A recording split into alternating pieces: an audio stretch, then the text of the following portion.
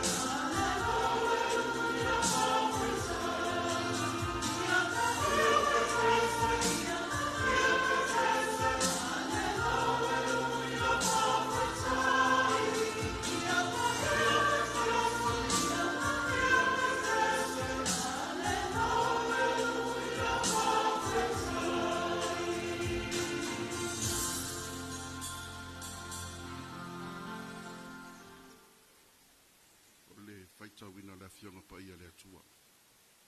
Maua mai lea i le Roma, fai upu e ono, mata upu e ono, fai upu mua se i whangata mai le sifunu ma le wha, ora o fai tawina. O le nei, se a ea sa tātou upu. Tātou te nonofo pea i le ana sala. Ina ia wha atelea i pea le alofa tūnoa. Awana i wha pea, o i tātou ua oti la le ana sala. Pe wha pe fea o na tātou wola pea i ai. Tau te lei loa ea, o i tātou nei uman papatisoina ia ke riso Yesu. Na papatisoina i tātou i lona maliu. O le nei, ua ta tanu wha atasi i tātou, ma ia i le papatisonga lona maliu. Na ia tātou sāba vadi i le ola, toi fuata ina, pe ona toi wha atuina mai o ke riso, na ie uoti, i le mamadu o le tamaa. Awa a whai ua wha atasia i tātou i le wha atusa i lona maliu. E wha apea foi i tātou i lona toitu mai. Wa tātou i loa le neimea, na wha sātawarino wha atasi mai lo tātou tangata tuai. Na ia wha umatia ai le tino le angasala. Na ia le toi wha polonga ina i tātou le angasala. A wā o le oti, wa tu usang noa ai na i le angasala. A whai foi wa oti wha atasi tātou ma ke riso. O tātou tāufu, tātou te ola, fo i whaatasi mai ia. Wa tātou i loa, o toitu mai ke riso na ie woti, e le toi maliu lava o ia, e le toi pule le oti, ia te ia. A wā o lona maliu, wa tasi lona maliu i lale angasala, a o lona soifua, i soifua lava ia, i lale ali. Ia whaapea foi, la o tau tāufi, wa o tau woti i lale angasala, a wa o tau wola lava i lale atua, i lau tātou ali o Yesu Keriso. O le nei, o ane i mālo le angasala i o tau tino au ngavali. Lo o tau ngau wai, i ai ono o tuina nau. Awa fo i nei tuina atu o tau tino i le angasala. E fai mā upenga le ami o le anga. Hai a o tau tuina atu o tau i le atua. E pei o e o ola na ye woti. Ma ia tuina atu o tau tino i le atua. E fai mā upenga le ami o tau. Awai le pule le angasala ia te outou. Wawa outou le no nofo i le tūlafono. Au le alofa tūnoa. Ia whaamanu ia mai le tua. Ia le whaitau ino na na fia mapaia.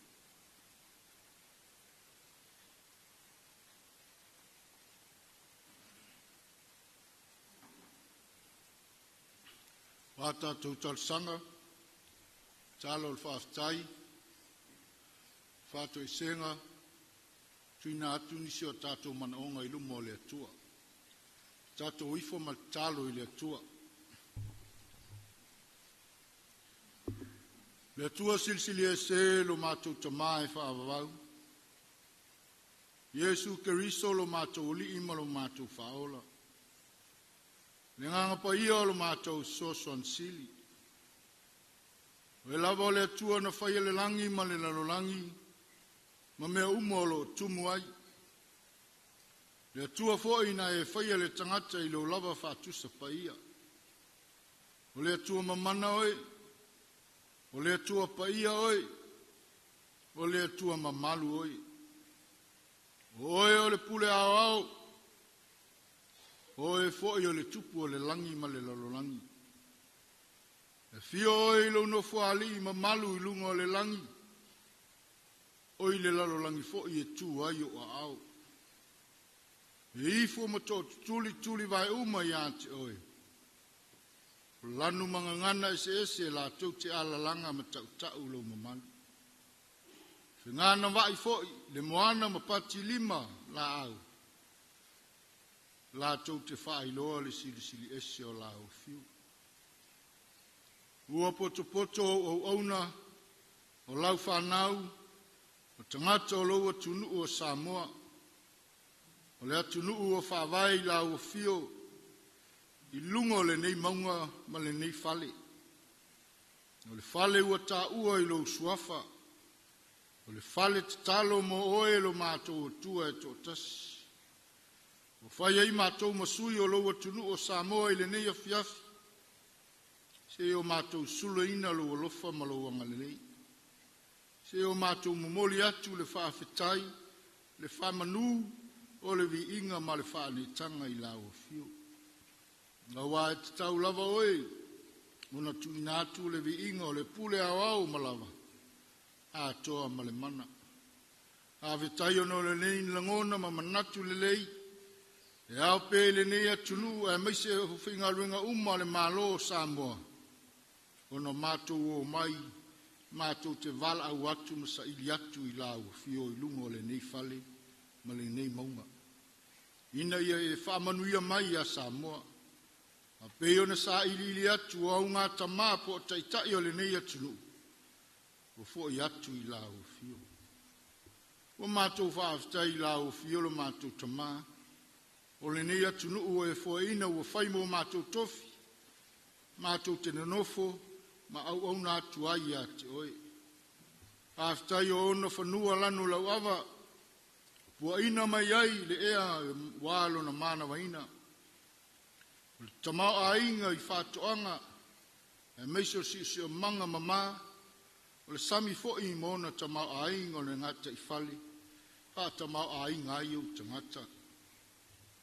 Whaawetai ona o taitai o le nei atunu e tutofi, nā tau taitai Samoa I lo fina ngalo e manu I ai, o leo o whaima whaao o le malo, o sui o le whono sui tofia, taitai o le whainga malo, le pale mia ma le kapeneta, le whaamisino sili, le senga o whaamisino ma le ofisa o whaamisinonga, le whonga whetalai, le pale mina, pale mene, ma le ofisa o le whono, whaitu la whono o Samoa.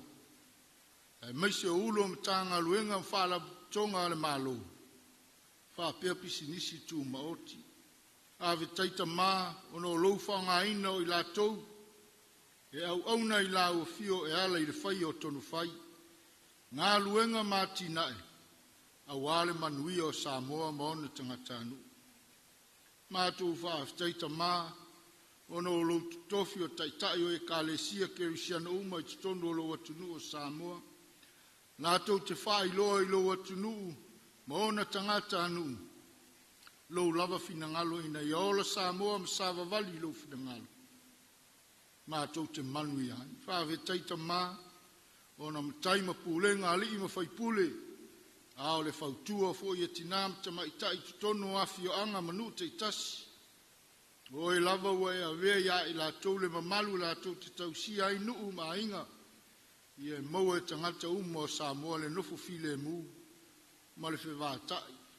Ai whaasilisili ai whialo lo whaai lo mātou li. Whaavitai fōi, o lo tutofi mwhaonga ina o mātou tangata o I mātou, ua ta ua o le whaau whainga luenga le mālo, whapea pisi nisi tū maoti. O I mātou ua vae ma lima I ai whaatinonga o ngā luenga, o wā se manui o lo atunu o Samoa. Whaavitai ta mai lo anga le leile nei aso, ai lava le taeao na leila, e o mai le nei afi lo mātou li o whaalia ai lo whaamaoni.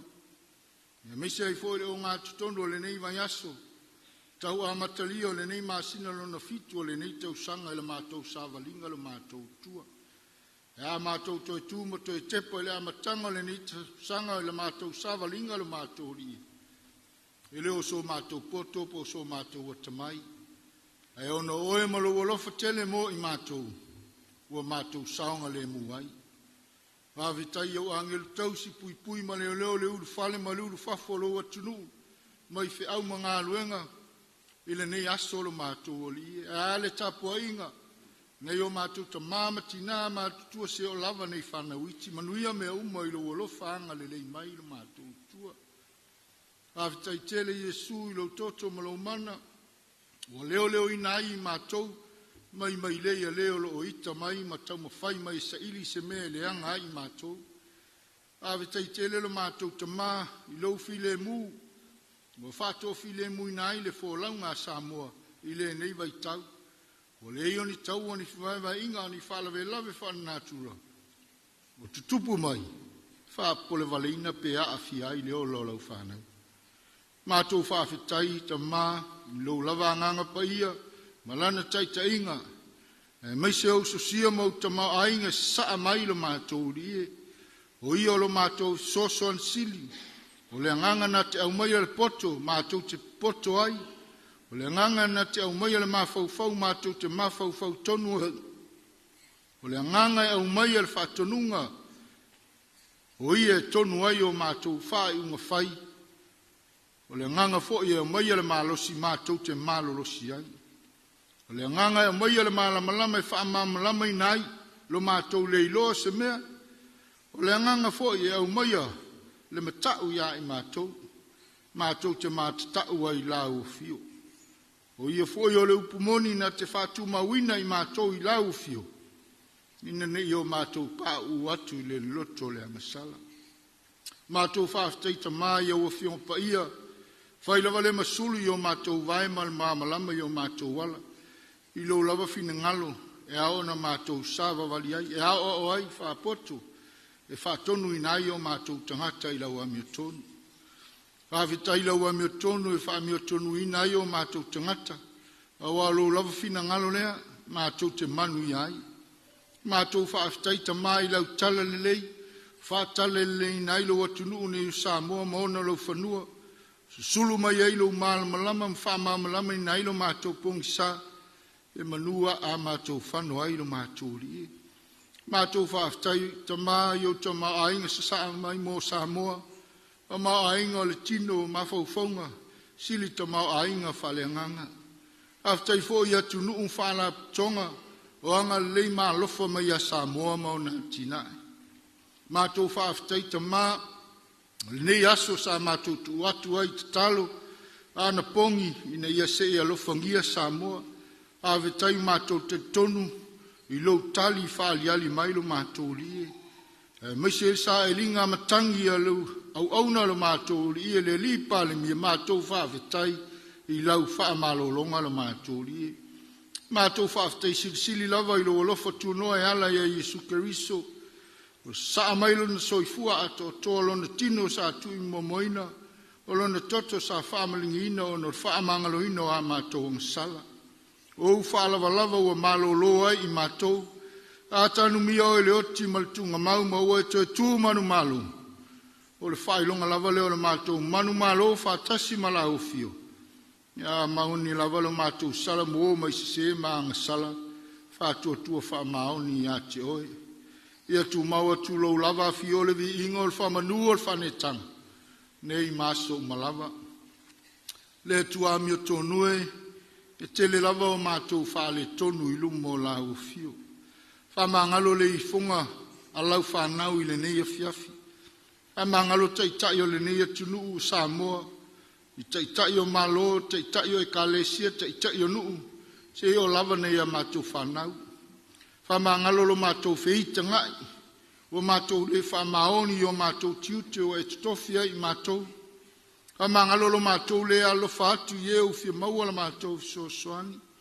Whamangalo Samoa pe au le whalolongo i lo lava anganga pa ia malana taitainga, i mea manu iai. Iesu Keriso e le li o le ola, o mātou talitonu i lau toto sa malingi le sa tolu. E mamai i mātou. Ia tua whaafonga tāloi. O e lawa i malia i o mātou manao i mea lele uma.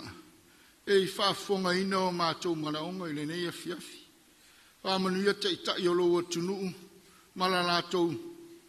Tiu te whaiwa e te tofi ai lo mātou li e. Whaamanuia te itai o e kālesia. I ekalesia Kerisiano uma i Samoa lo mātou li. Whamanuia le pūlenga matai, malola toto whasa iliati a te oe, e manuia i teita ingo nuu mafio anga lo mātou tua. Whamanuia ta māma tina mātutua, malalato tāpua inga whai pēa i le aso ma le aso, e o lava ne a mātou whanauiti lo mātou li.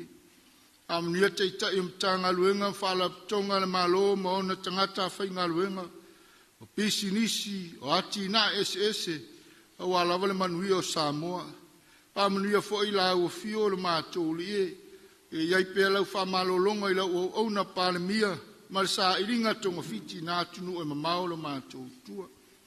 Iai pēa lau file mu i a Samoa, ave esi ni tau o mnifivawe inga o whaalawe lave whanā tura o fofo mai.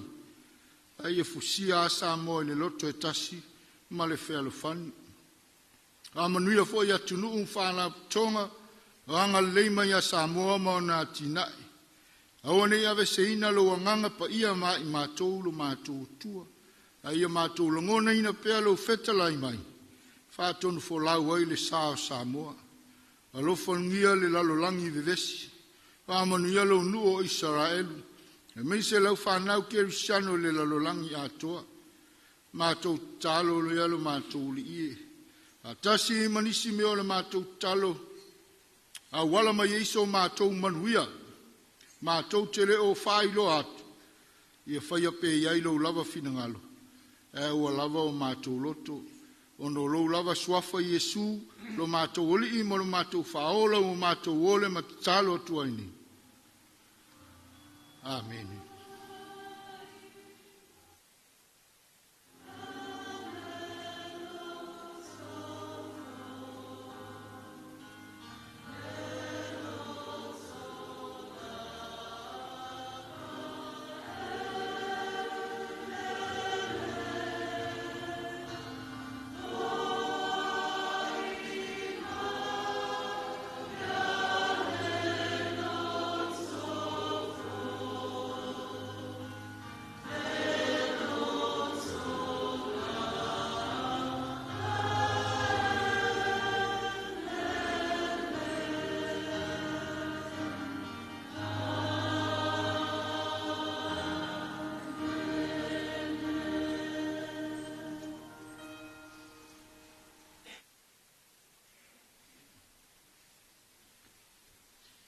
Iai, moli il whaftaili, e uso e pei ona whianga iai mali, whai tawina le whionga paia, e me se foi o tatu tārsanga moli e lineia fiafi.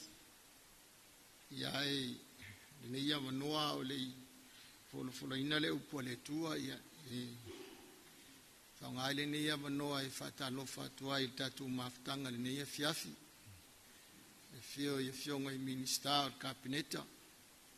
Ia wila vaina le ono foi le foli palimia ma sui palimia ia manatuolo ia lava le ngangai na futaina le nei fiafi e me se foi o ilato o mafai ona tatu a wifi tasi e fatino ina le tatu tapo inga e pe ona tatu no manu tua ile tu ia wasa moa mana na fainga malanga ia ai manatu le nei fiafi le fiafi fia tatu te Watualta po inga le tu ala pe ma se pati fifia e vi ai le tu le ne fiaf le tu i tai miuma hia alleluia o le folofolaina le afionga paia le tu mama nai au maia le ne fiafi le faitawina le folofolaina ma le laungaina o la afionga Faula matu falongo, ya matu falongo ai le falongo le poto, matu te langona ai ma le loto fa mawalan. Ya mga faya lava lo fina ngalo lo matu tua. Ameni. La maua se fa malosi po se launga mo tatu le neia fiafi le tusi na faitawina.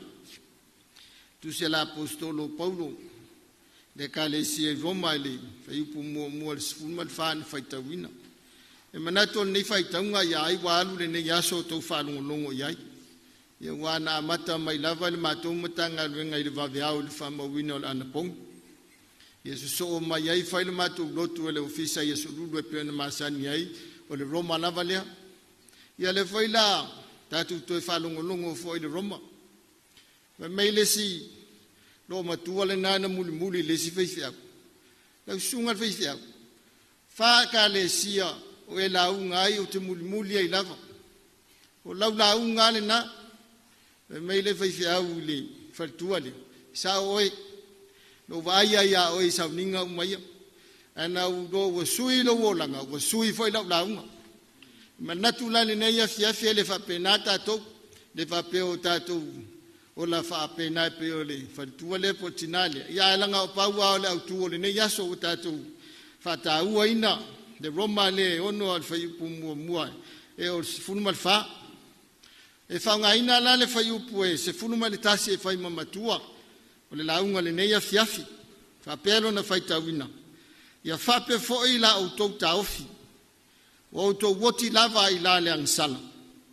Au o tau wola lava i la le atua i lo tātou wali o Yesu Keriso. O lau tū o le, ne yaso e tu saima le, whaitaunga le tusi whaitau waso le ka le sia e whakasa. Oti le angasala. Ola ya Keriso. Oti le angasala. Ola ya Keriso. E mawhaino toi, whaupuina le au tū e whapea. O le oti ma le ola. O loo i lau pule. O loo i lau pule. O le oti ma le ola o loo i lau pule. E eise, manu lau ti sa u whaalongo ia i leisi vai taimi i satase o whaalapotonga le malo e whapea. O le oti ma le ola o loo i owa au. Ia pe whaanganga lea au tū. I le tangata na te aveina le taavale le sausawa. Ia e o te le tangata. Ia e awhale muuma whautauta. Ia e ola le tangata e le tupu se whalavelave. O loo i lona ao la e le whaeuli. E ave e le taavale. Ia o le nala au tū e pi o lo whaasanga nga i le oti i le tinu. E oti e le tinu. A o le au tū le nei afiafi. Ia loo a nga i le oti whaleanganga. Ia ma le ola whaleanganga. Tātou te oti le angasala.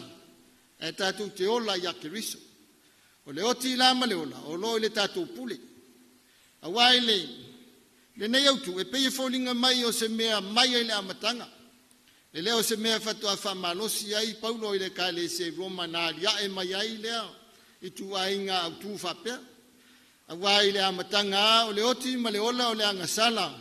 Na whaia e leu rua i tangata. Ia ua pa u waile lalo langi a toa i tangata umana tutupu mai. O mai e inu whanau mai a tamu mai e vale la whanau o kaino ma apelu. Ia ona o lea o tama wa ngā rue o le whaila fumanu ma le ngā rue whanua. Ia ua whape nauna whaile osi ngā taulanga la wali ia. Pai mai le tu. Wale fia fia ia le li o kaino. Ia ua matua le fia fia. A ua wai loe kain. Wale sila mai le tua i lana whainga taulanga. Wai taile o ia.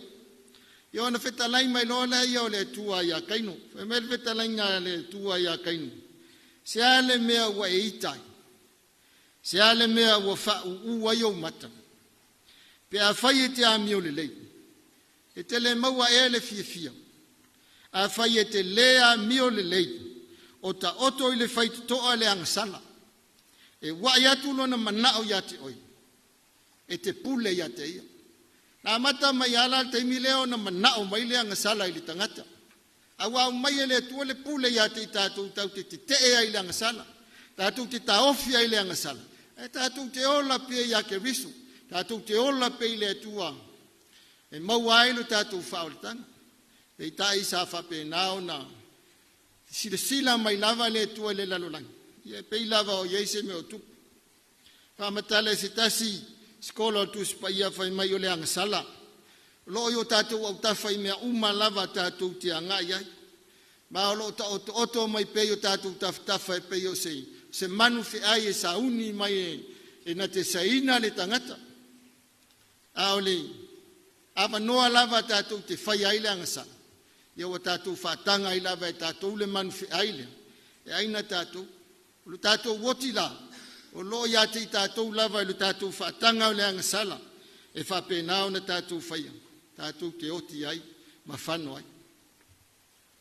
Mai la apostolo Paulo le kālesia i Korinito i lana tusilo na lua, tāu pe lua whai mai o le namu, i mātou ia Keriso e le atua, ie o whao laina a toa mai o i le malaia, o le manomi o le oti, e o ai le oti nisi, al manomio leolo ia e o ai leo la inisi po ai fo ise tu sama nei ua fio mai Yesu Keriso ua maliu fa sa tauro ma tanumia o to tu mai fa penao na mau ai le fa o le tanga e pe ona fai mai ai la apostolo le namu leo la tu tala inga le tala le lei ala ile Keriso na fa sa tauro na tanumia o to tu manu malo le ala wala tu wa tu tala ya tu peita e iai lava nisi o lo lato fia pe le manomi le oti.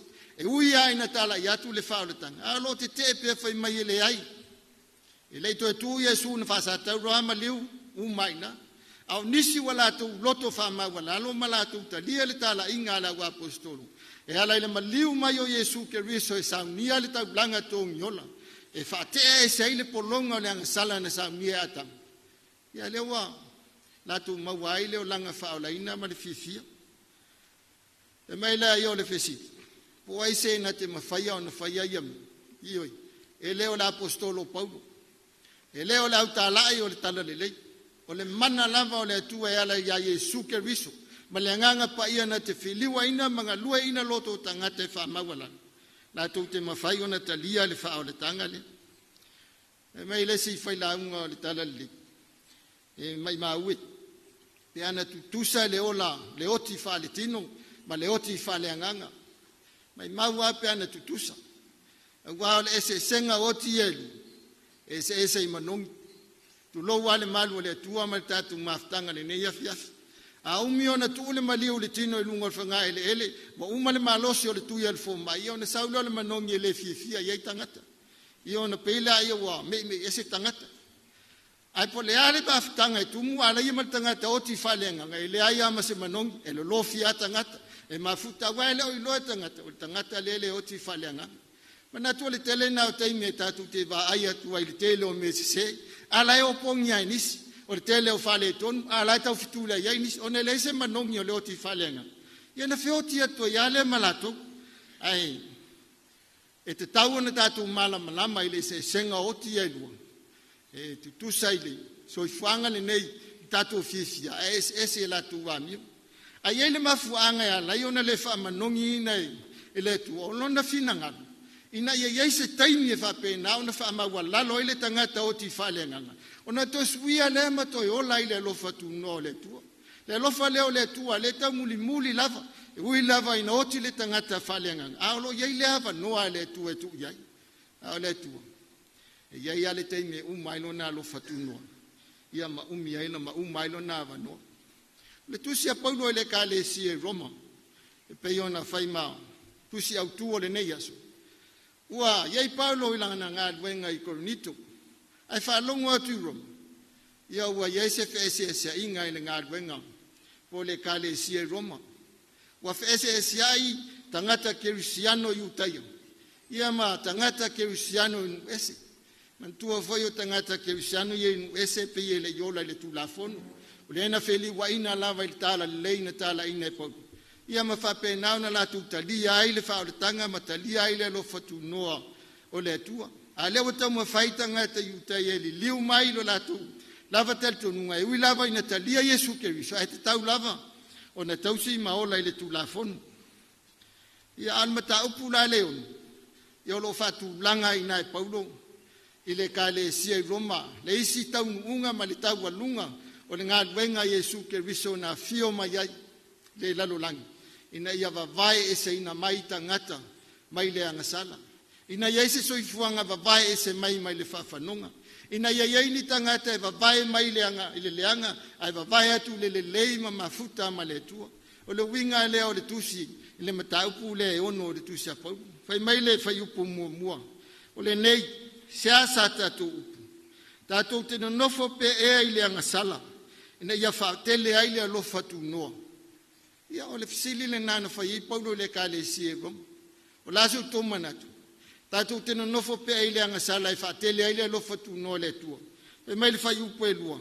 aua nei whapea o i tatou ua oti le angasala pe whape fea o na tatou nofo ai pe ia o le fisili nama le tūlanga le nai te tauna mana tunatu i ele tangata o le asanga nofo ai lava i se mea na te vai atu na le oti le mea mawai o le asanga nofo ai lava i se mea na te vai atu e leiso na lumanai e mawai e pau lava le me tauna fai atu e se mai vavai e se atu i se mea na te mawai le manuia ma le file mu e whape na foi le whamalosi le ka le si a Paulo le i mata upu le ai fai me le fai upu le nai e se funu ma le valo tu sa Korinito o le mata upu le sa tauru o le valea le ia o le malaya a o le mana o le tua ia te ila tua whaolaina le anga foi o le manatu wata ngata iutaia na ngata a Yesu ke riso i le sa tauru tanu mia loa uma i le eise to tu e le ai se toi fio ai le lang na uma lava nei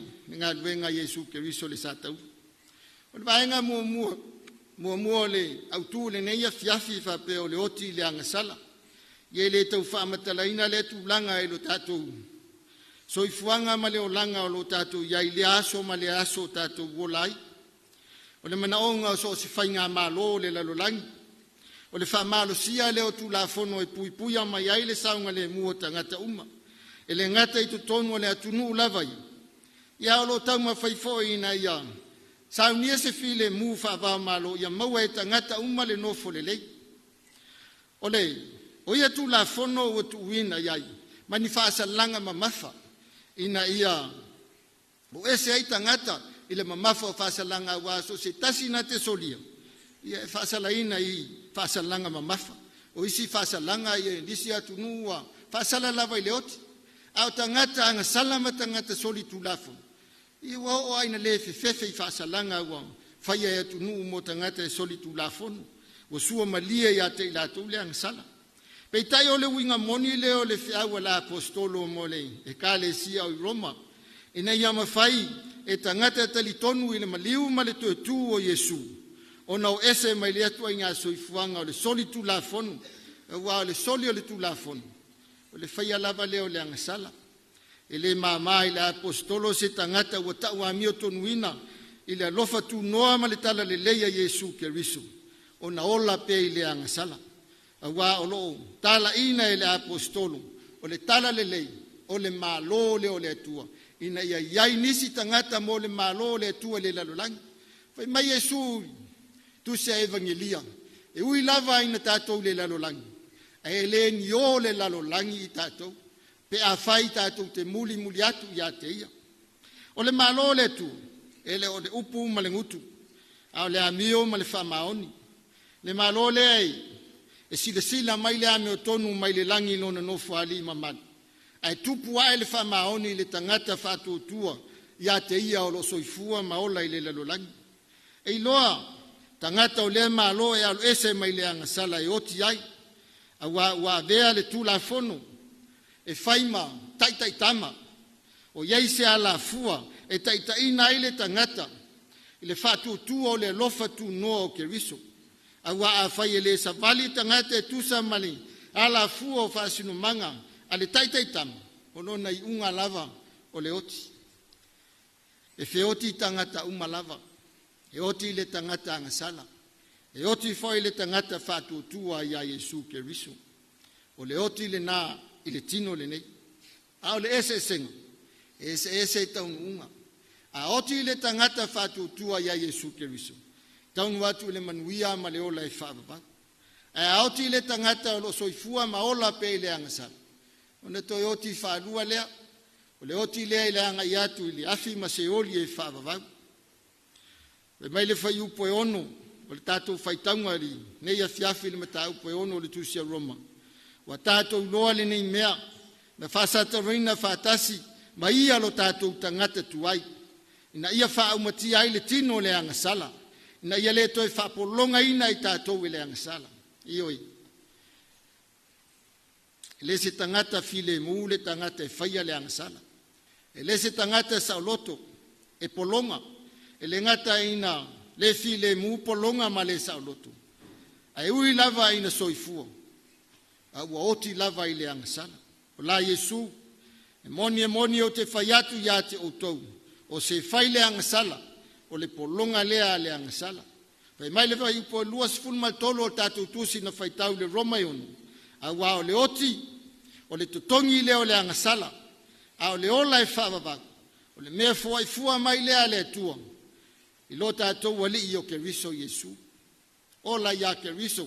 O le vaenga le no lua leo le autu le neia fiafi. O le mana onga tupito foi lea ma le manu lauti.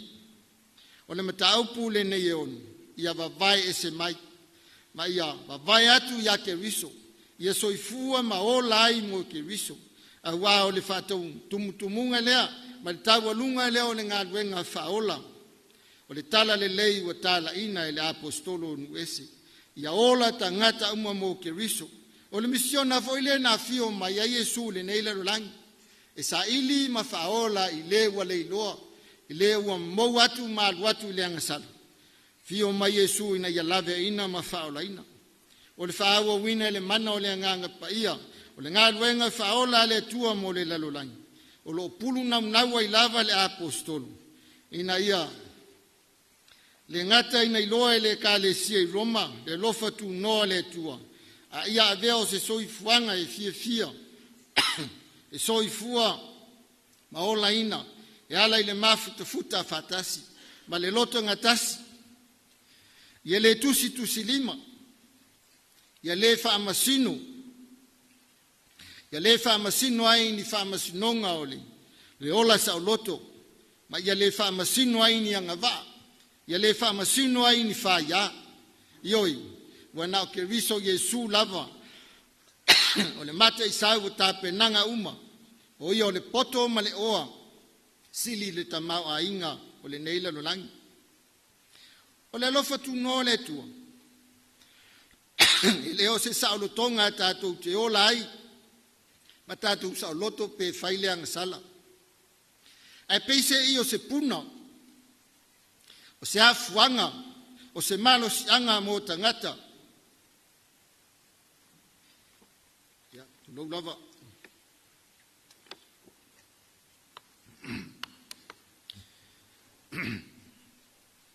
Se malo si anga mo tangata ua talitonu le tua, ia ma whaaua wina i le maftanga ma whanwhana ma Yesu Kiriso, ma le mana o le anganga pa ia.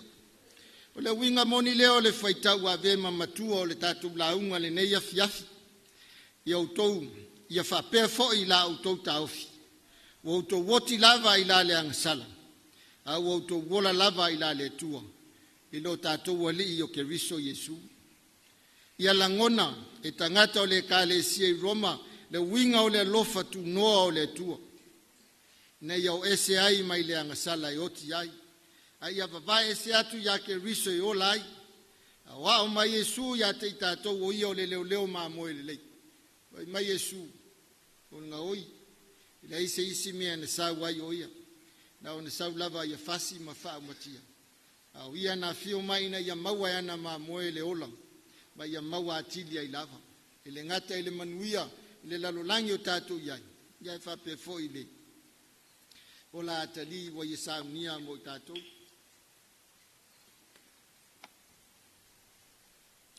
Ile tauwilo le tōtu ngāo, whiangai mali. Lalolangi nei o na aso. O lo tau sa ile se file mu ina ia maua i tangata umale fia ma le saurotonga e soifua ma o lai. O tau mawhai atu nu te tele, o le lano langi e sa ili le paua o me tau, o hau penga malolosi, o le tamau a inga, e maiso le ata mai ma le to mai whaateko no losi. I leo mawhai foi ona, na tia i le losi o tātou watunu le nei vai tau, o le soifuanga i le tele o whalawe lave tu tupu ma tu lai mai, i le to tele o tangata o lo soli le tu la fono ma whaia pele anga sala, ma tu ina atu le whamasinonga, ia mao o lava i le whalipui. Ia o le mawhawhai lava nisi. Ia e momoli le nganga whawhtai, whai ngā malo, ma o taunga whainga fo i e fo, ia whawhita uli o ngaonga, wa fotu ai mai, ma ua le masino lava le whawhati mai whatai whanaa i le aso ma le aso. E o sio tātou watunu foi, wa le aise afi o anga i le tu, aise malu o le tua, le tua i se whale sa tapo, iei tangata i le tua siri ese o lo whawai, iei sa mo. E manatu fo ila le neia fiafi le whiau o le tala le lei. Wa le ese sa moa ma le kalesia i Roma. O se atunu le nei ua whapena o na whakeru i se anoina o na tangata. Wa ta la i pea le tala le lei. A lo whapena o na ola pea tangata i le angasala. Ma wha maali li ai ma tu na naunga o le lalolangi o ti ai. Iei le upu whasa moa i o te leiloa po se ala ngā upu. Ia po se muanga ngana, po se anganga foi. Mai le upu. Wa nofu amu le tala le lei. Whamatala la ia ele le si whai la unga whai mai. Ele i tioa a tele whawhita au le tu lai mai sa moa. Wa mai le tala le lei ave nofu le amu le san. E ana mai nofu i loto ma fina ngalo tangata.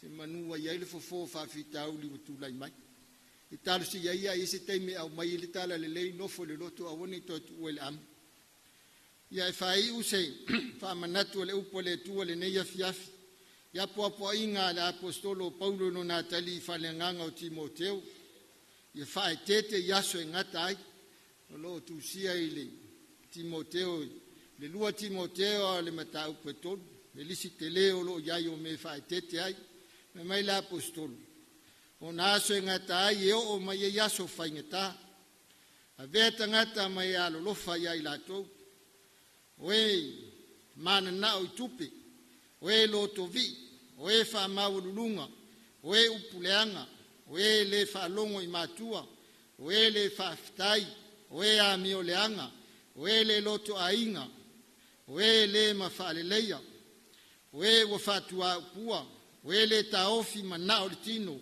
oe faasauā oe inoino i le amiolelei oe faalata oe so ona fai oe ua taʻu faafefetaina oe ua tele lo latou manaʻo i me faafiafia e leai se manaʻo i le atua oe ua peiseʻi ua toʻaaga i lotu a o le mana o i lea mea ua latou teena oe ulu atu i fale ma faa sesē i fafine valelea ua mafitia i agasala oe ua taʻitaʻina e tuʻinanau eseese oe ua aʻoaʻoina e lē aunoa a ua lē mafafai ona latou loa lelei o le upumoni le mamalu o le faigā maloa e maise o le potoga i lenei afiafi o aso nei ua tatou iai ia o aso lava e gata ai e oo mai ai taimi faapenei o taimi faigatā ua uma ona faamauauina matusia i le afioga paia a le atua mea e tutupu ma oo mai nei ona aso ma taimi ua tatou iai nei ae faamālō mo le faamaʻita i me lelei e tau faatupu ai pē le soifua tino uma manatunatu ai tagata e alu ese mai le leaga e oti ai ae sola atu iā keriso e maua ai le ola o le lava ua faamanatu mai pea le tala lelei tatou te oti i le agasala e tatou te ola lava iā keriso ameni la tatou toe pese atu i le tua i le viiga i 53 a le ekalesia me tutesi le liie loo batua a fai o loo e saunia ma ua fia foaʻi fua o loo lava e manuia ia ulu fale mai inā ulu fale mai tate fatasi ai 53 le viiga o le ekalesia me tutisi o la tatou faiʻu ai lenei afiafi